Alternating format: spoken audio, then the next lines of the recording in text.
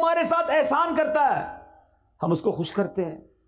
اور عجب کہانی یہ ہے کہ رب ہم پر اتنا بڑا احسان کرتا ہے اور ہم رب کو ناراض کرتے ہیں. یہ عقل میں بھی نہ آنے والی بات ہے. سچ بات یہ ہے کہ گھر میں اگر رب خوشی دینا، ہم صدقہ بڑھائیں، ہم سجدے بڑھائیں، ہم خیرات بڑھائیں، ہم دعائیں بڑھائیں کہ یا اللہ تیری رحمت سے تو نے یہ خوشی دی ہے، مالک اس میں اب برکت ڈال دینا، اے اللہ یہ خوشیاں باقی رکھنا، اے اللہ ان خوشیوں کو نظر نہ لگ جائے، اے اللہ زوال نعمت سے بچانا. ارے رب کی طرف سے عطا ہو تو ہمارے سجدے اور شکر بڑھنے چاہیے. مگر عجیب لوگ ہیں ہم کہ وہ عطائیں بڑھاتا ہے، ہم خطائیں بڑھاتے ہیں. وہ عطائیں بڑھاتا ہے، ہم اللہ کو ناراض کرنے والے کاموں میں لگ جاتے ہیں. تھوڑے پیسے ہوتے ہیں نا، کسی کے پاس غریب ہوتا ہے، تھوڑے گناہ ہوتے ہیں کیونکہ گناہ کرنے کے لیے پیسے ہی نہیں ہوتے. روز دعا کرتا ہے یا اللہ مالدار کر دے، پیسے والا کر دے، اور اللہ نے اگر مال میں برکت ڈال دی اب کیا کرتا ہے؟ اور گناہ کرتا ہے. اب تو مزہ آیا، اب تو پیسے آئے، اب ارمان پورے کروں گا، اس لیے دیے تھے رب نے پیسے. ارے اللہ نے پیسے دیے تو تم صدقے بڑھاتے نا، غریبوں کی مدد کرتے، سجدے بڑھاتے. خدا را میرا پہلا درس یہی ہے. جس خاندان میں شادی ہو رہی ہے، میں آپ کا بھائی ہوں، میں آپ کا بھلا چاہتا ہوں، آپ کی آگے کی زندگی میں بھی آپ خوشحال رہے یہ چاہتا ہوں، اور خوشحال وہی رہے گا جس سے رب راضی ہے. مجھے جواب دیجئے، خوشیاں دینے والا کون ہے؟ جواب دو نا، کون خوشیاں دینے والا ہے؟ عزت دینے والا کون ہے؟ اولاد دینے والا کون ہے؟ برکت ڈالنے والا کون ہے؟ رزق میں فراوانی کرنے والا کون ہے؟ جب سب دینا اللہ نے ہے اور میں اللہ ہی کو ناراض کر رہا ہوں، کتنی بے وقوفی والی بات ہے. جس سے لینا ہے اسے ناراض کر رہے ہیں دوسروں کے لیے کہ ذرا خاندان میں نام بڑا ہو جائے، ذرا گاؤں میں ٹور بن جائے ہماری. نہ کیا کرو ایسا. جس سے رب راضی ہے اللہ اس سب کو راضی کر دے گا. آپ رب کو راضی کرنے کی فکر کیا کرو. ہمیشہ اپنی ہر خوشی میں بھی رب کو یاد کرو، اللہ کے حبیب کو یاد کرو.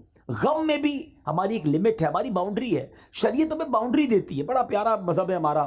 خوشی منانے کا بڑا پیارا انداز ہے. خوشی منائیے، کس نے منع کیا؟ اچھا کھانا پکائیں، کھلائیں، سب کو کھلائیں، لباس جائز پہنے، اوکے، مگر اس لیے مہنگا لباس پہنوں کہ دوسروں کو غریب دکھاؤں، دوسروں پہ تکبر کروں، یہ اجازت نہیں ہے. اسی طرح غم میں آپے سے باہر ہو جاتے ہیں لوگ. اللہ نہ کرے کسی کی یہاں میت ہو جائے، ایسا آل فال بکتے ہیں، ایسی باتیں منہ سے نکالتے ہیں کہ بندہ گھر میں میت تھی، بڑا واقعی پرابلم ہے، مگر ایمان چلا گیا یہ تو اس سے بھی بڑا پرابلم ہے نا. ایمان سے بھی ہاتھ دھو بیٹھتے ہیں. تو خدارا اپنے آپ کو قابو میں رکھا کرو، چاہے خوشی ہو چاہے غم ہو. ہم مسلمان ہیں، ہماری کچھ شرعی باؤنڈری ہے، اس کے اندر رہ کر ہی خوشی بھی منائیں، اور اس کے اندر رہ کر ہی ہمارا جو بھی غم کا معاملہ ہے اس کو پورا کرنا چاہیے. بہرحال میں رب سے دعا کرتا ہوں کہ مولا جو پیچھے گناہ ہو گئے معاف فرما دے، اور آئندہ زندگی تیری رضا والے کاموں میں گزارنا نصیب فرما. خوشی میں بھی ہمیں تجھے راضی کرنا نصیب فرما. اگر کوئی تکلیف بھی آئے تو ہمیں صبر کرنا نصیب فرما. اچھی عادتیں سیکھو.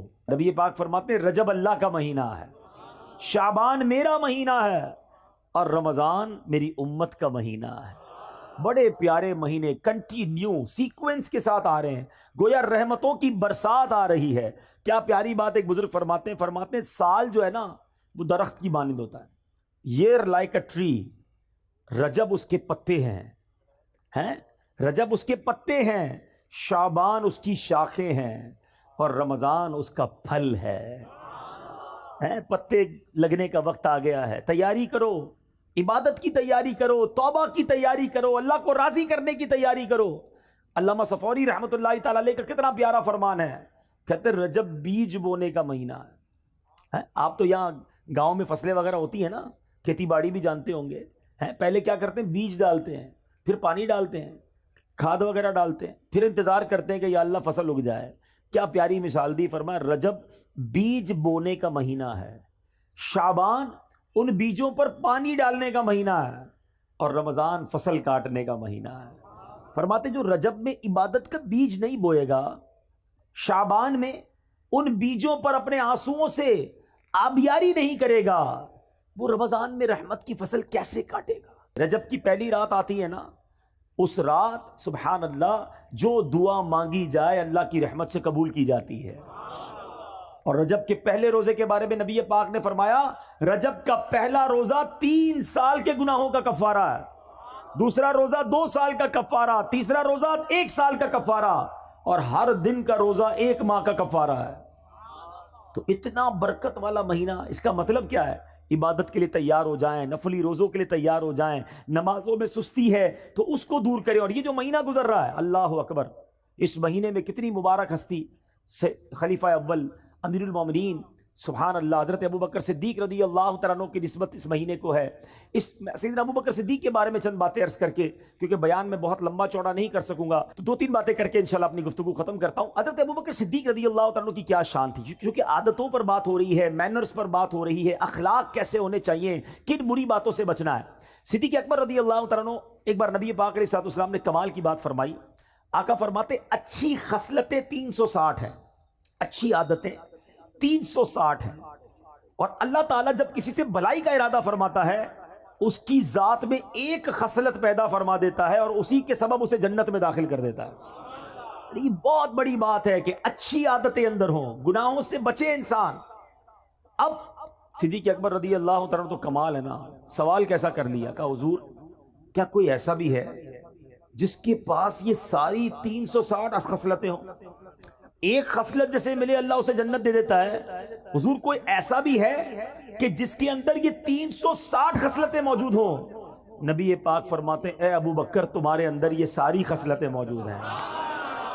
اللہ، ایسے ہی نہیں پیار کرتے ہم صدیق اکبر رضی اللہ تعالیٰ عنہ سے۔ نبی پاک کے ایسے خلیفہ، ایسے ساتھی ہیں کہ یار غار بھی تھے اور یار مزار بھی ہیں، آج بھی سنہری جالیوں میں نبی پاک کے ساتھ موجود ہیں۔ اب جس شخصیت کے بارے میں میرے آقا فرمائے کہ ابو بکر ساری 360 خصلتیں تمہارے اندر موجود ہیں، تو ان کے اخلاق تو اب زیادہ پڑھنے چاہیے نا، کہ کیا ایسی خصلتیں ہیں۔